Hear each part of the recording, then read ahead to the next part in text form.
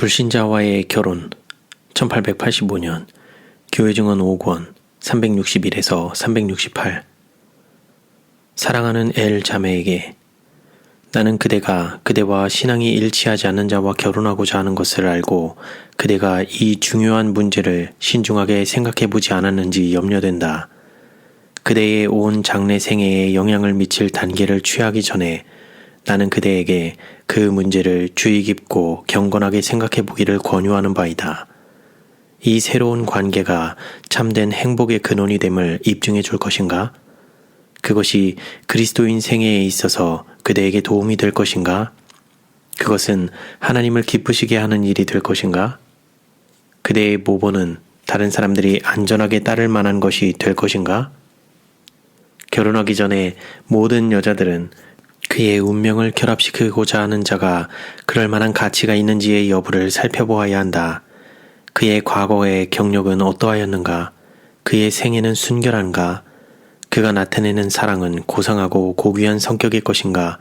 그렇지 않으면 다만 정서적으로 좋아하는 데 불과한 것인가? 그 남자는 자기를 행복하게 할 품성의 특성들을 소유하고 있는가? 그는 그 남자의 사랑에서 참된 화평과 기쁨을 발견할 수 있는가?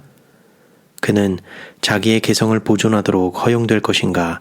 그렇지 않으면 그의 판단과 양심이 남편의 지배에 예속될 것인가?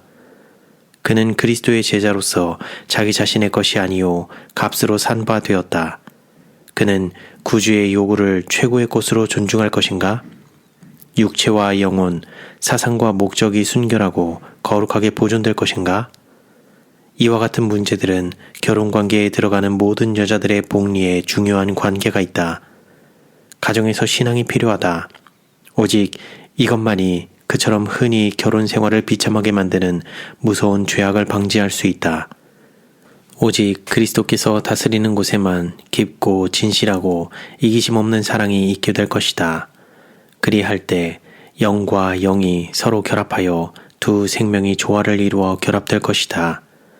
하나님의 천사들은 그 가정의 손님이 되고 그들의 거룩한 보호는 부부의 거처를 거룩하게 할 것이다.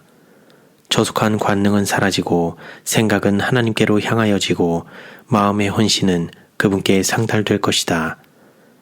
마음은 인간적 사랑을 사모한다. 그러나 이 사랑은 예수님의 사랑을 대신할 만큼 강하고 순결하고 귀중하지 못하다.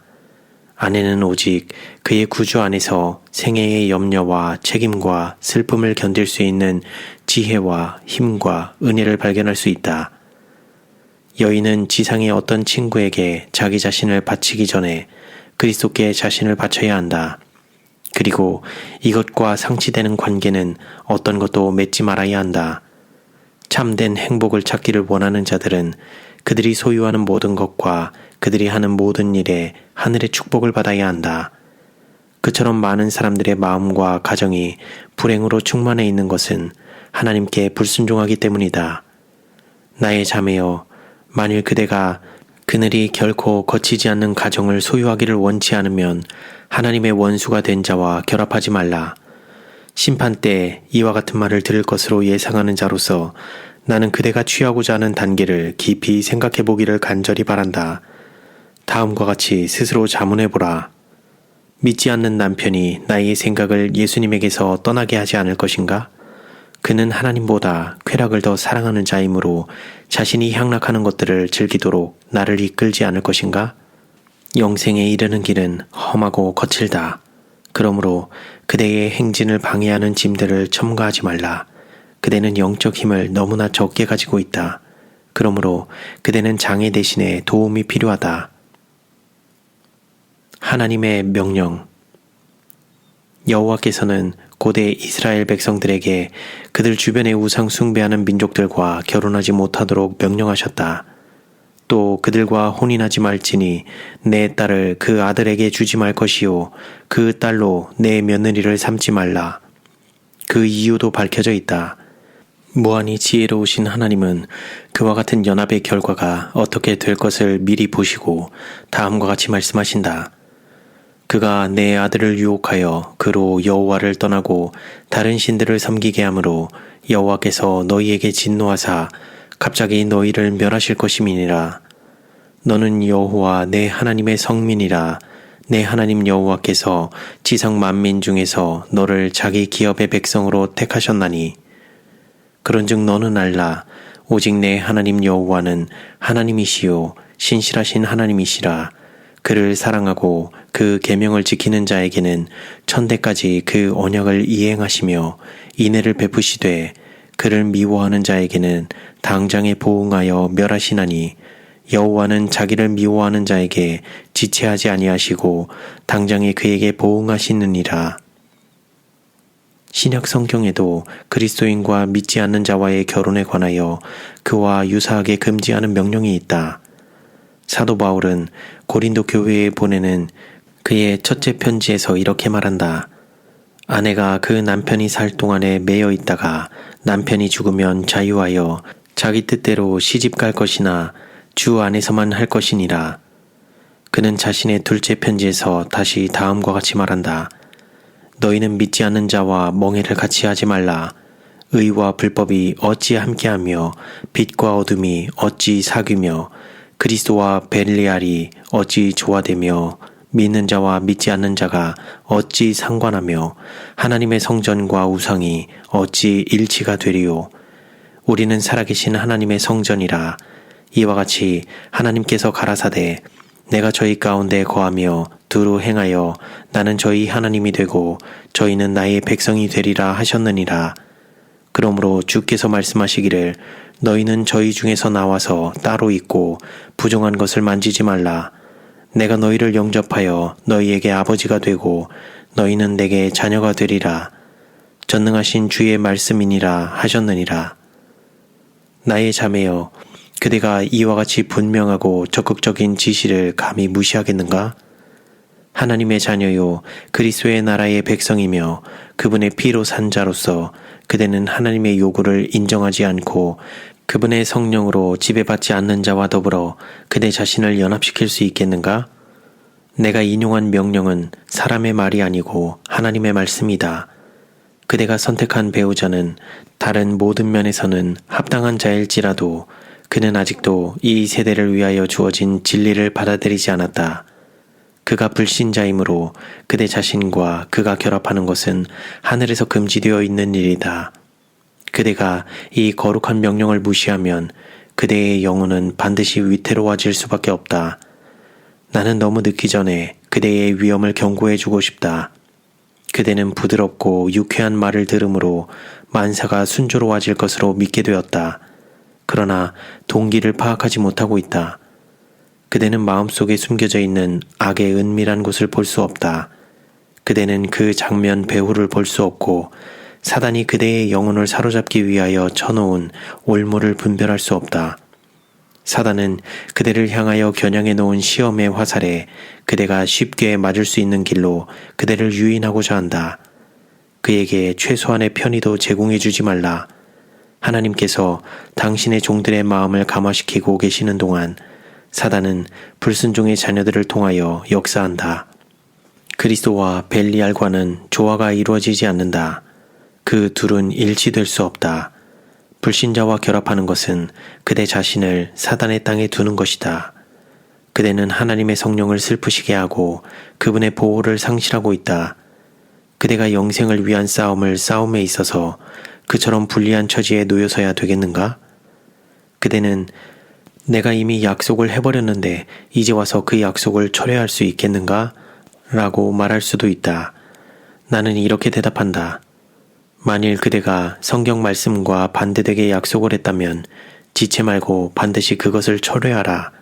그리고 그처럼 경솔하게 약속을 할 만큼 현혹된 잘못을 하나님 앞에 겸손하게 회개하라. 그런 약속을 지킴으로 그대의 창조주께 욕을 돌리는 것보다 하나님을 두려워하는 마음으로 그것을 철회하는 것이 훨씬 더 낫다. 그대에게는 획득해야 할 하늘이 있고 피하여야 할 멸망의 넓은 길이 있음을 기억하라. 하나님께서 말씀하시는 바는 그대로 이루어진다. 하나님께서 우리의 첫 조상에게 선악을 알게 하는 나무의 열매를 먹지 못하도록 금지하셨지만 그들이 불순종함으로 온 세상에 불운의 수문이 열렸다. 만일 우리가 하나님과 반대되게 행하면 그분께서도 우리와 반대되게 행하실 것이다. 우리의 유일한 안전책은 어떤 희생이 따르더라도 그분의 모든 요구대로 순종하는 길이다. 모든 것이 무한한 사랑과 지혜를 기초로 한다. 노아의 때와 같이 오늘날 존재하는 강력한 세속적 정신과 자아만족의 요구보다 더 고상한 요구를 인정하지 않는 기질은 마지막 때의 징조들 중 하나이다. 그리스도께서는 노아의 때에 된 것과 같이 인자의 때에도 그러하리라.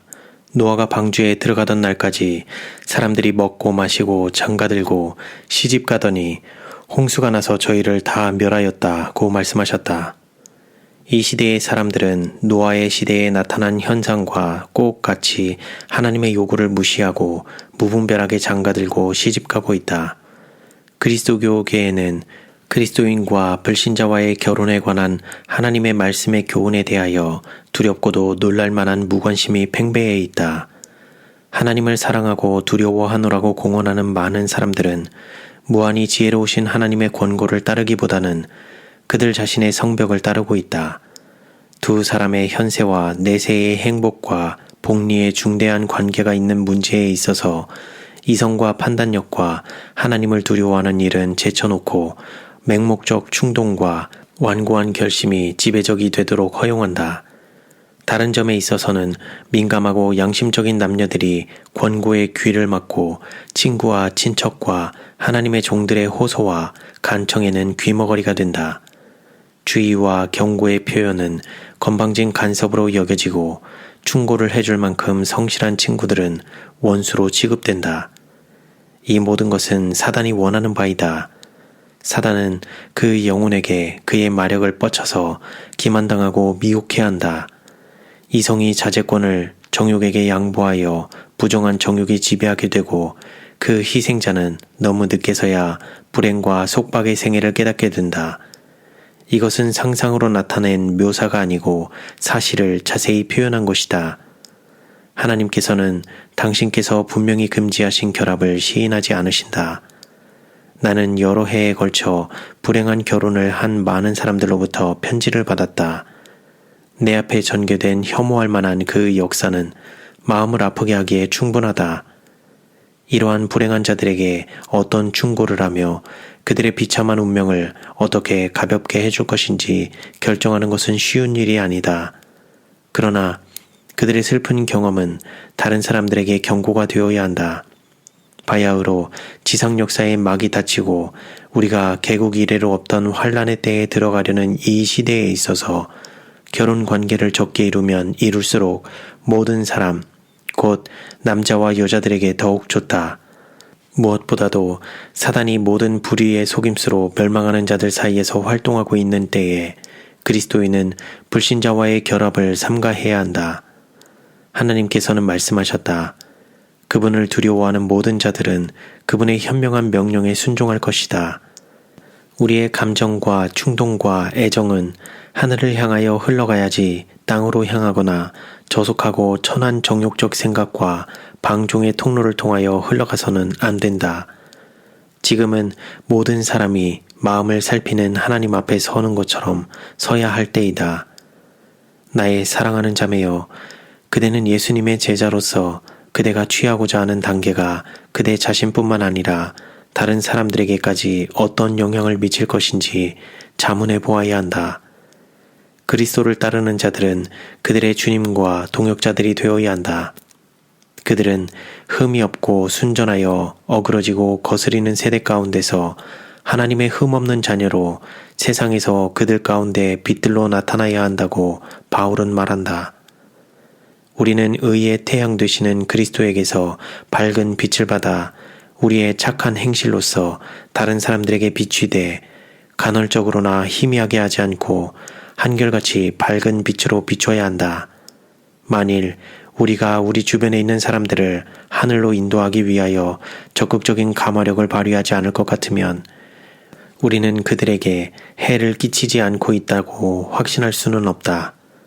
예수님께서는 너희는 나의 증인이다 고 말씀하셨다.